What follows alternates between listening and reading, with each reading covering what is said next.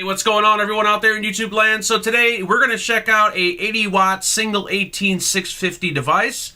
This one coming from Vaporesso, and this is called the Swag 80 watt kit. Yes, it is the kit. It does come with the provided sub-ohm tank. At the moment I got some of the strawberry marshmallow. Kind of tastes like strawberries and something else, but got that loaded up inside the tank, vaping it at around 40 watts. Let's have a vape.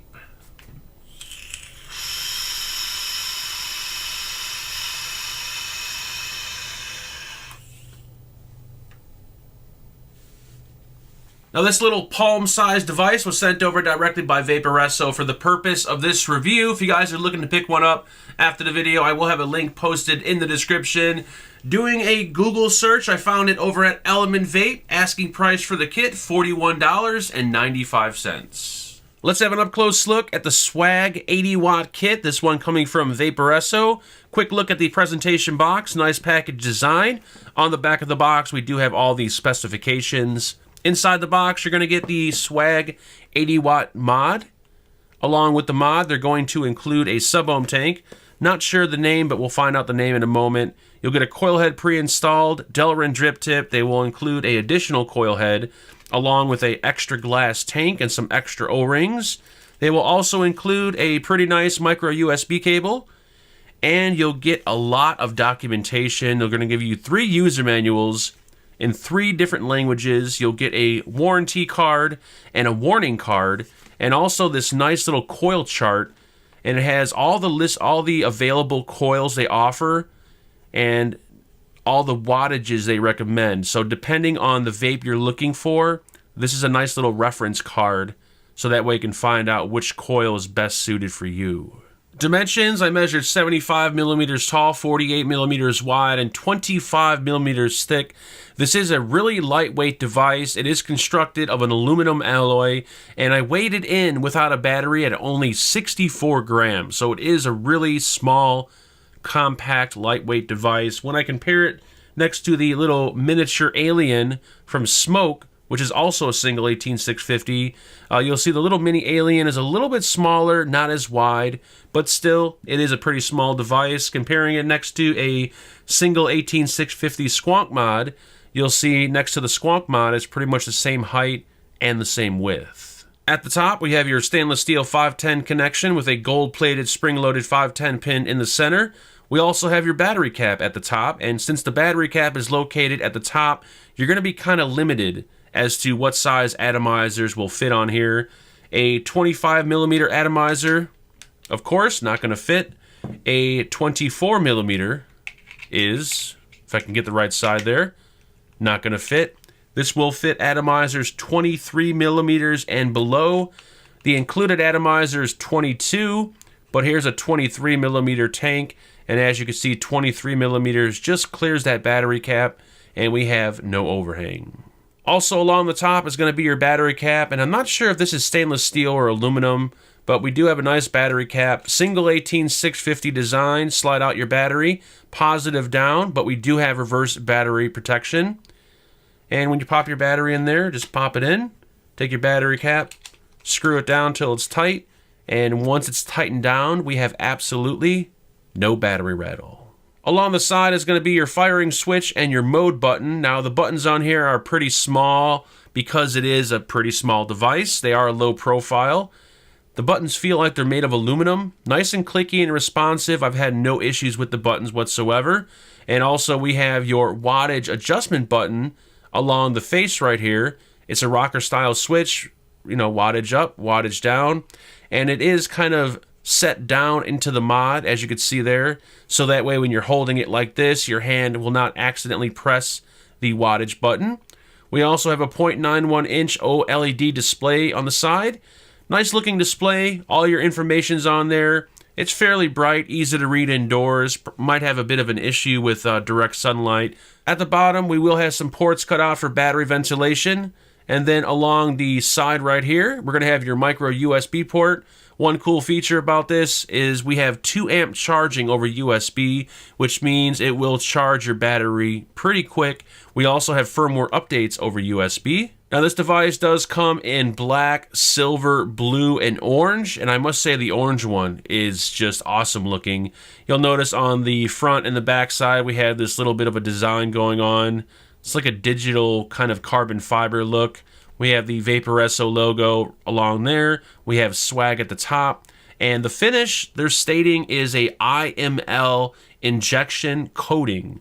I have no idea what that means, but it sounds good. Let's have a quick look at the menu. Now, even though we have 4 buttons on here, there is still a lot of button presses you'll have to remember, but it's very similar to all the previous Vaporesso devices. So on the main screen, you got your temperature, your wattage, resistance, your battery indicator. Holding down the mode button will go through the different modes. So we're in nickel, as you can see there. Titanium, we were in stainless steel previously. And we got memory 1, memory 2. We have bypass, which acts like a unregulated device. And then we have system set. The device itself will actually recommend a wattage for you. And then we have your customized curve of wattage.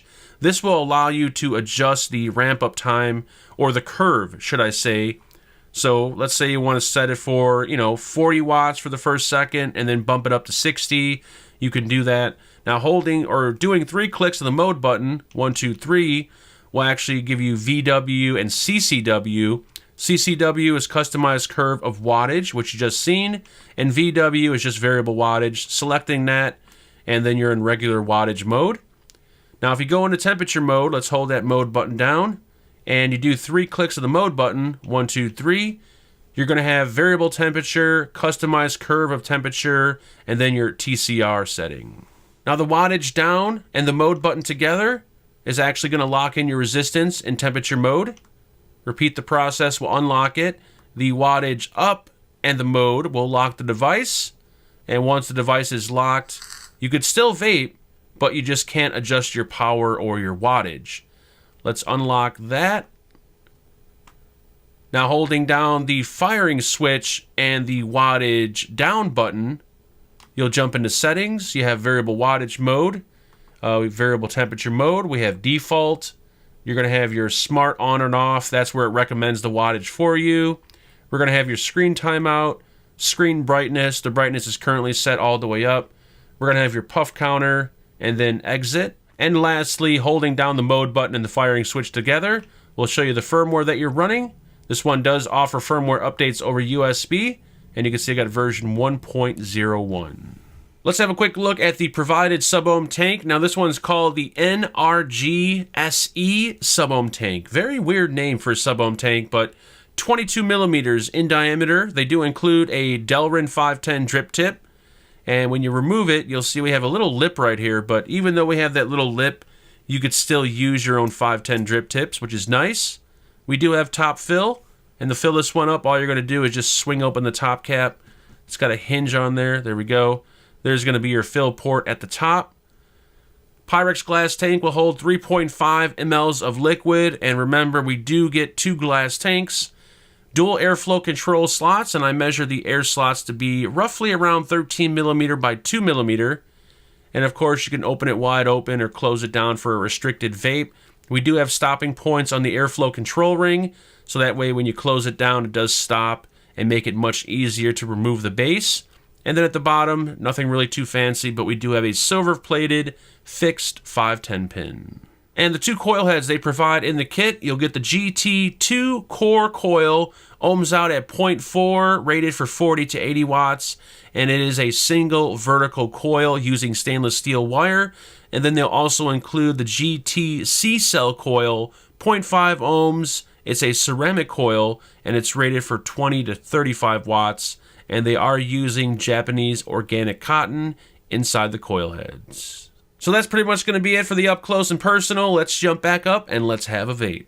Alright, so one thing I forgot to mention in the up close about the wattage in temperature mode. You can adjust the wattage in temperature mode. It will go up to 80 watts in temp mode. All you got to do is go into the settings menu, go to VT, select that, and that will allow you to adjust the wattage for temperature mode. All right, so let's have a quick vape, and we'll dive through some of the pros and cons. Still at, what am I at now, 45 watts? Yep, let's have a vape.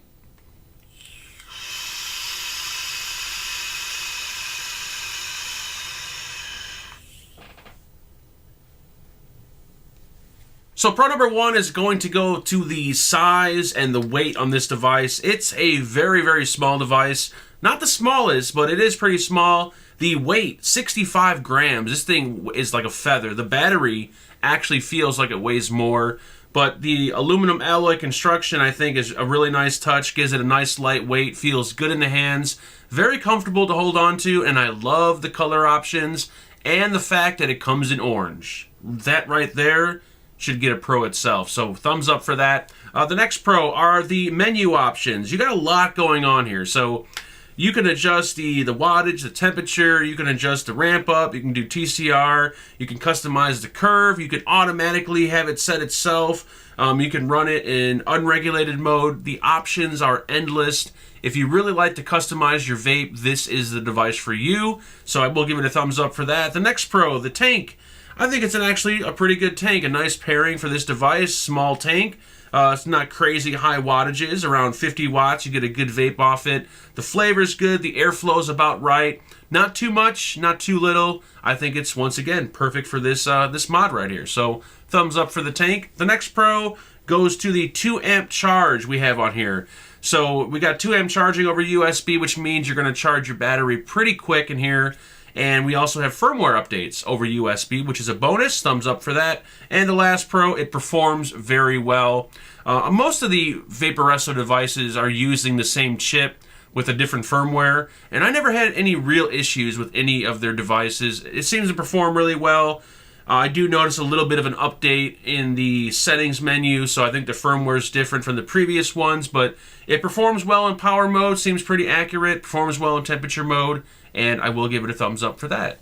Let's talk about a few of the cons. Con number one is going to be the limited size atomizer that you can use on here because of the battery cap. Anything over 23 millimeters is not going to fit. Even though it is a small device and it comes with a tank, chances are you're not going to use anything that big, but still, yeah, 23 is going to be the limit that will work. Thumbs down for that. The next con, the wattage adjustment button. The location and the size I'm not really a big fan of. If you have big sausage fingers, you're going to find it kind of a challenge to get your finger in there and push that button. And plus, with it being on the side, it takes a lot of getting used to because I'm used to the wattage button being right here. So not really a fan of the placement and the size of the wattage button. Thumbs down for that. The next con, they're not using the EUC coil heads. If you guys remember, Vaporesso had those little tiny kind of coil heads, and you would drop them inside the coil and screw it together. Those little EUC coils, those things were awesome. Really good flavor. They had a lot of options, a lot of different varieties, and they didn't use the EUC coils in this tank. I'm not too sure why. They're just using regular coil heads. So, yeah, thumbs down for that. And the last con, I noticed on my blue one, the screen seems a little bit darker than on the one I showed you guys. Now, indoors, you can read it perfectly fine, but when you go outside, especially with this one, I just noticed at times it's a bit of a challenge because the screen is a little bit dim, even with the brightness all the way up. So it would have been nice if the screen was a little bit brighter. So that's it, guys. That's all I got for you today. Have any comments or questions on the swag, please feel free to leave them below. Please like, share, and subscribe. I'll talk to everyone very, very soon. Make sure you guys build safe and vape on.